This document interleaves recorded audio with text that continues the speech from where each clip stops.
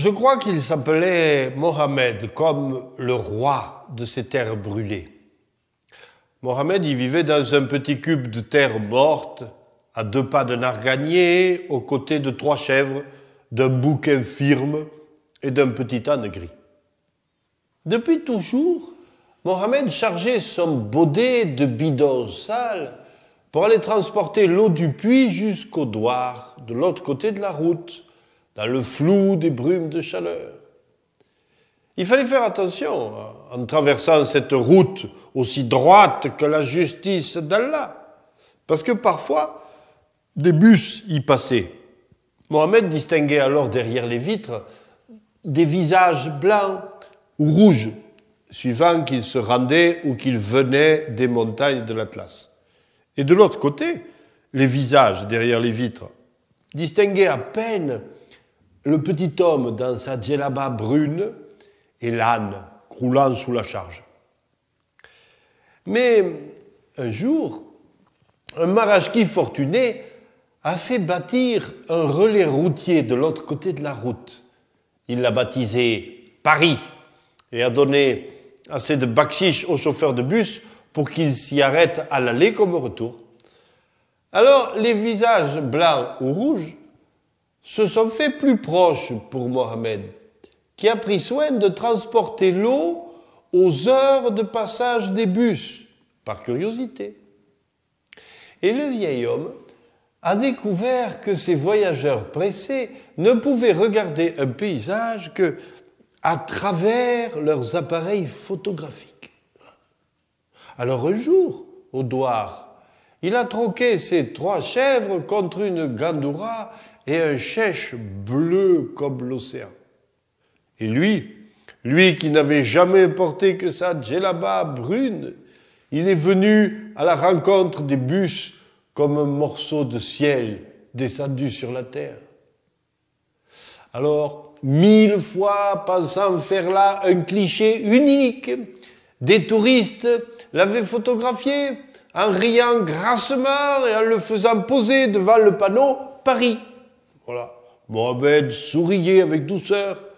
Et puis, il savait demander son dû, la tête haute.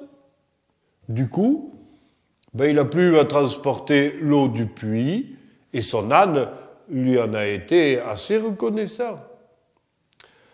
Or, un jour, le hasard m'avait déposé là, j'ai offert le thé à Mohamed. Il l'a bu avec lenteur, jusqu'à ce qu'une adipeuse touriste veuille, vous savez, sa part d'exotisme, en lui réclamant de poser devant le fameux panneau. Alors il s'y est rendu de bonne grâce, puis il a tendu la main pour recevoir la piécette de rigueur. Mon vieux, la photographe du dimanche a commencé à hurler de détresse, à le gronder comme on ferait d'un gamin. Elle a tonné que, enfin, on n'allait pas lui prendre son âme et qu'il fallait arrêter de toujours demander de l'argent pour tout.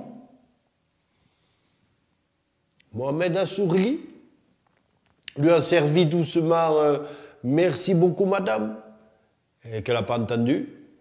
Et il est revenu finir son thé, bredouille donc. Alors pendant qu'il sirotait paisiblement, j'ai bu, moi, la coupe jusqu'à la lie, en entendant l'éducatrice du monde s'insurger devant les autres voyageurs, en leur expliquant qu'il fallait pas cautionner ça, sous peine de jamais pouvoir avoir de véritables relations avec la population d'un pays. Alors, pour dissiper ma honte, ou la rendre plus grande encore, Mohamed s'est penché vers moi et il m'a dit à voix basse, « Tu as vu ces bagues? Elle a sur chaque doigt de quoi acheter mon âne. » Et peut-être même beaucoup plus que ça d'ailleurs, mon bon Mohamed, peut-être beaucoup plus. Il avait dit ça, comme ça, sans rancœur, simplement surpris de ne pas mériter une pièce de cuivre d'une femme qui portait un âne sur chaque doigt. Et puis il m'a salué et il est parti avec son petit âne gris, comme un morceau de ciel bleu sur lequel se referme la pluie. Mais Allah et les djinns se sont alliés pour lui offrir une revanche. Ma touriste, maîtrisant apparemment assez mal la technologie de son appareil haut de gamme, venait d'effacer le cliché, celui qui valait pas la petite pièce. Ouais. Et comme de bien entendu, elle a voulu le refaire, quitte à bloquer le bus qui se préparait à repartir. Mais elle a eu beau crier, prier et agiter ses petits doigts boudinés sur lesquels couraient des ânes, Mohamed ne s'est pas retourné. Le temps de l'apparence était passé et l'heure était venue de retourner à sa djellaba brune dont l'âne connaissait le chemin. Furieuse, essoufflée, mais bredouille, ma photographe est remontée dans le bus et comme elle cherchait à partager sa stupeur et qu'elle croisait mon regard, elle a lâché d'un air outré « Non, mais enfin quand même, vous avez vu ça ?»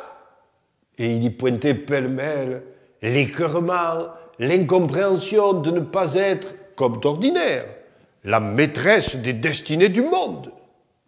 Eh ben oui, j'avais vu, j'avais tout vu.